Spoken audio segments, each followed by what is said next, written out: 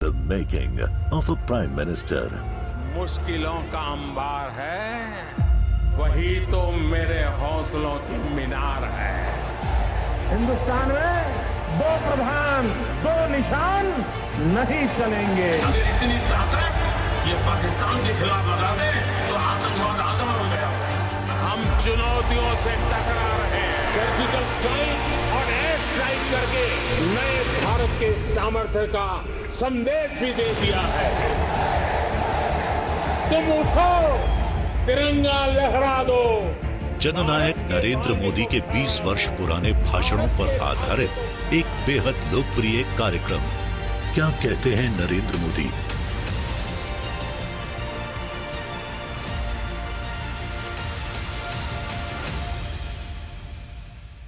नमस्कार, मैं हूं आपके साथ पूर्णिमा मिश्रा।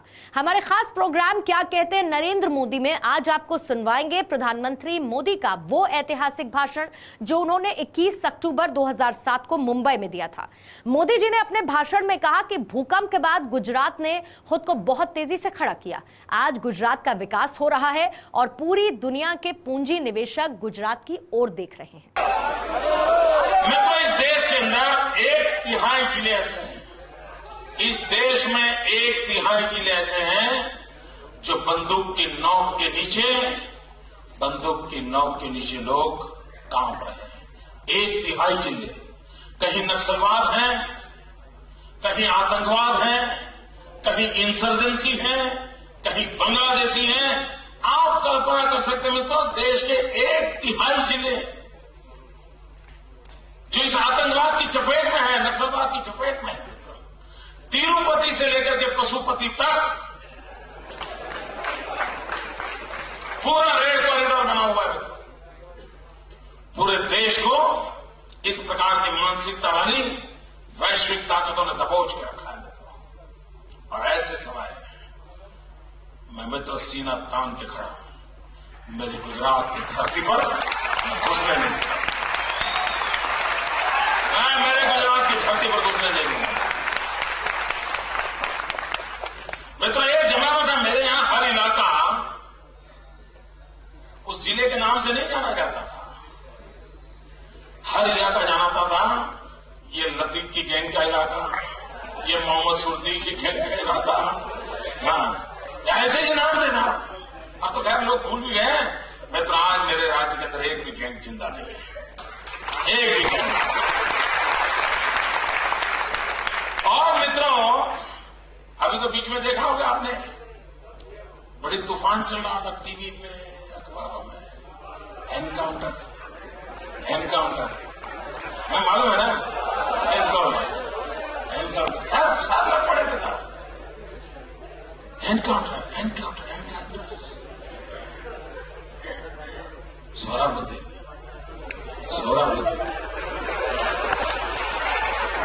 मैं तो जिसके खेत में से 56 AK-56 करीब 100 के करीब मिली हो और उसको सर्टिफिकेट देने वाले इस देश में घूमते हो, इससे बड़ा इस देश का दुर्भाग्य क्या हो सकता है?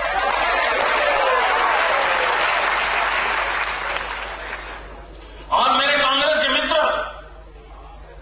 सोहराबुद्दीन का जनाजा लेके नाच रहे थे। बस अब मोदी फंस गया, मारा जाएगा, ये चल रहा था साहब। और मैंने कांग्रेस वालों को बड़ी सभा में कहा था कि कांग्रेस के लोग सोहराबुद्दीन का जनाजा लेकर के नाच रहे हैं, लेकिन वो कभी कांधे नगर नहीं पहुंच पाएंगे। और मित्रों, मैं इस विषय में बहुत साफ बोलता हूं। मैं इसी सभागृह में रेलवे ट्रेन के बम ब्लास्ट के बाद आया था और तब भी मैंने कहा था, मेरा मिजाज आज भी है, मैं गुजरात की धरती पर मौत के सौदागरों को चैन से जीने नहीं दूंगा।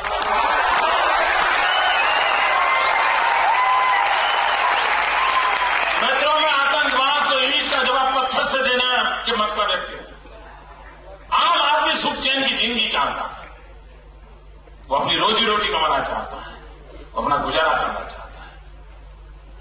कैसी जिंदगी जियोगे कि बेटा स्कूल जाओ, माँ बाप परेशान हो, कब लौटेगा, और कोई भी लल्लू पंजी उठा के ले जाए और 10 लाख 15 लाख मांग ले।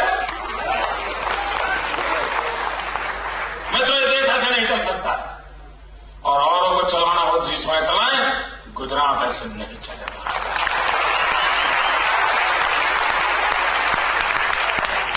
और मैं जानता हूं मित्रों, इसकी कीमत चुकानी पड़ती है। अगर 5.5 करोड़ गुजरातियों की भलाई के लिए अगर एक को कीमत चुकानी पड़ी तो तैयार।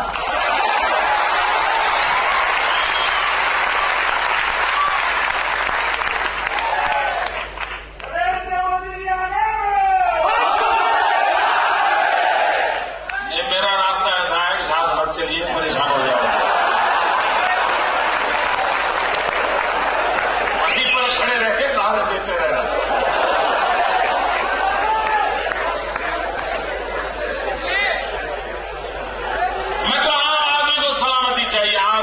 सुरक्षा चाहिए और आज गुजरात की स्थिति ऐसी बन पाई है और तभी तो विकास हो रहा है। सारी दुनिया के लोग पूंजी निवेश के लिए गुजरात की ओर देख रहे हैं, लोग दौड़ के आ रहे हैं। मैं तो ये जो राम सेतु की चर्चा हो रही है, आप में से किसी ने कोर्ट के अंदर एफिडेविट की हो और 2 दिन के बाद आप जाके कहो कि हमारी गलती हो गई, एफिडेविट बदलनी है, आपका क्या होगा? क्या होगा साहब? आप जेल के सलाखों के पीछे होंगे। और जो न्याय आपके लिए है वही न्याय दिल्ली की सल्तनत के लिए होना चाहिए। मित्रों, अभी तो आप राम सेतु की बात कर रहे हैं, लेकिन दूसरा पाप भी किया इन लोगों ने। भारत सरकार के टूरिज्म डिपार्टमेंट ने अमेरिका के अंदर टूरिज्म को आकर्षित करने के लिए जो पत्रिकाएं बांटी हैं, जो पोस्टर छापे हैं, इसको आप देख नहीं सकते दोस्तों। और मित्रों, यह देश उनको माफ नहीं करेगा। भारत सरकार के टूरिज्म डिपार्टमेंट ने अमेरिका के अंदर जो पोस्टर पर्चे बांटे हैं लोगों को टूरिज्म के लिए आकर्षित करने के लिए, कौन सी फोटो दी आपको बताओ? फोटो ये दी है कि पेड़ पे भगवान कृष्ण बैठे हैं और गोपियों से सारे वस्त्र चुरा लिए हैं और सभी नंगी गोपियों के 30 गोपियों नंगी दिखाई दे। क्या मार्केटिंग कर रहे हैं दिल्ली वाले? मित्र, आपका लहू गर्म होता है तो मुझे मालूम नहीं, मैं चैन से बैठ नहीं सकता। ये किया इन्होंने, ये किया मित्रों। क्या हिंदुस्तान को दुनिया के टूरिज्म के लिए क्या और कुछ नहीं बता सकते थे आप? नंगी गोपियों का रूप दिखा करके हिंदुस्तान की मां का अपमान करने लोग मां की इज्जत को बेच करके टूरिज्म लाने के लिए निकले हमें। कैसे माफ करेंगे इनको दोस्तों? कैसे माफ कर सकते हैं? आपको हैरानी होगी। ये राम सेतु का मसला साहब स्टैम्प पेपर पे भारत सरकार एफिडेविट करे कि भगवान राम पैदा ही नहीं हुए थे। मैं आपको पूछना चाहता हूं, क्या भगवान राम का जन्म हुआ था? आवाज इटली तक पहुंचनी चाहिए। ये राम और रोम की लड़ाई है मित्रों। क्या भगवान राम का जन्म हुआ था? माता सीता का जन्म हुआ था। माता सीता और प्रभु राम की शादी हुई थी। माता सीता का अपहरण हुआ था। रावण उठा के ले गया था, लंका ले गया था। उसको ले जाने के लिए प्रभु राम गए थे, जाने के लिए पुल बनाया था। आपको मालूम है, उनको मालूम है।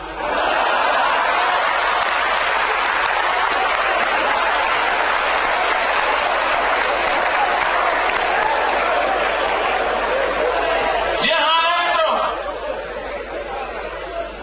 और मित्रों मैं बताऊं, आप सोचिए, जरा आप सोचिए, जब भगवान राम एक सेतु बना रहे होंगे तब रावण के मन में क्या विचार आया होगा? आखिरकार रावण भी तो सरकार चलाता था। उसकी भी कोई पुलिस डिपार्टमेंट होगा, उसका भी कोई इंटेलिजेंस डिपार्टमेंट होगा। वो police department, intelligence department Ravan को जानकारी देता होगा, भाई राम ने पत्थर इकट्ठे किए हैं, नर और नील जैसे बड़े बड़े इंजीनियर आ गए हैं, साहब ये वहां वानर सेना आ गई है, सब ट्राइबल के लोग आ गए और ब्रिज बनना शुरू। समाचार तो मिलते होंगे। तो रावण क्या सोचता होगा? रावण यही सोचता होगा, दिन रात यही सोचता होगा, ये पुल न बने तो अच्छा। फिर भी पुल बना होगा तो सोचता होगा टूट जाए तो अच्छा।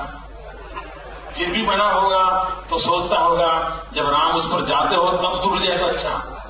रावण की जो अच्छा अधूरी रह गई वो पूरा करने का काम दिल्ली कर रही है। रावण की जो इच्छा अधूरी रही उसको पूरा करने का काम दिल्ली कर रही है मित्रों। और मित्रों, मैं देख रहा हूं कांग्रेस ने जो एफिडेविट की है ना, मैं रामायण का जितना मेरा अभ्यास है, मैं रामायण के जीवन में एक महत्वपूर्ण घटना, एक बड़ा टर्निंग पॉइंट मेरे हिसाब से वो है जब हनुमान जी सीता की खोज के लिए गए और रावण के सैनिकों ने हनुमान जी को कैद कर लिया। और जब हनुमान जी को कैद कर लिया तो रावण ने सूचना दी और उसकी पूंछ को आग लगा दी। रावण ने हनुमान की पूंछ को आग लगा करके जो गलती की थी वैसी गलतियां फिडेल करके की है साहब।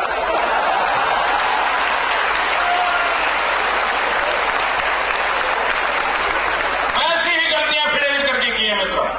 और ये निर्लज्ज लोग देखिए मित्रों, ये निर्लज्ज लोग कह रहे हैं कि ये राम सेतु समुद्र प्रोजेक्ट तो अटल जी की सरकार ने क्लियर किया था। मुझे बताइए, कभी हमने ये कहा है कि विकास के लिए सेतु नहीं बनना चाहिए? सबने कभी कहा है? मैं तो आज भी कहता हूं बनना चाहिए। और मैं भारत सरकार को कहता हूं, अगर आपको समझ नहीं है तो गुजरात को कॉन्ट्रैक्ट दे दीजिए। ये भगवान राम का सेतु तोड़े बिना दूसरे 4 सेतु बन सकते हैं मित्रों। सेतु बनाने का कोई भी रोक नहीं करता है। और मित्रों, जब अटल जी की सरकार थी 5 अलग अलग ऑल्टरनेटिव मॉडल रेडी है, 5 अलग अलग मॉडल। और उसमें ये प्रभु राम के द्वारा बनाया हुआ सेतु तोड़ने की कोई जरूरत नहीं है, उसके बाद भी बन सकते हैं। हम विकास के पक्षकार लोग हैं, हम डेवलपमेंट के पक्ष में हैं, हम भी चाहते हैं बने, लेकिन तोड़ना जरूरी है क्या? लेकिन ये तोड़ इसलिए रहे मित्रों, उनको तो इस देश की आस्थाओं पर चोट पहुंचाने में मजा आता है। इस देश के राम के नाम को मिटाना ये उनका मकसद है, और तब जाकर के ऐसी चीजें करते हैं मित्रों। The making of a prime minister. मुश्किलों का अंबार है, वही तो मेरे हौसलों की मीनार है। हिंदुस्तान में 2 प्रधान 2 निशान नहीं चलेंगे। इतनी ताकत ये पाकिस्तान के खिलाफ लगा दे तो आतंकवाद आसान हो गया। हम चुनौतियों से टकरा रहे हैं। सर्जिकल स्ट्राइक और एयर स्ट्राइक करके नए भारत के सामर्थ्य का संदेश भी दे दिया है। तुम उठो, तिरंगा लहरा दो। जननायक नरेंद्र मोदी के 20 वर्ष पुराने भाषणों पर आधारित एक बेहद लोकप्रिय कार्यक्रम क्या कहते हैं नरेंद्र मोदी?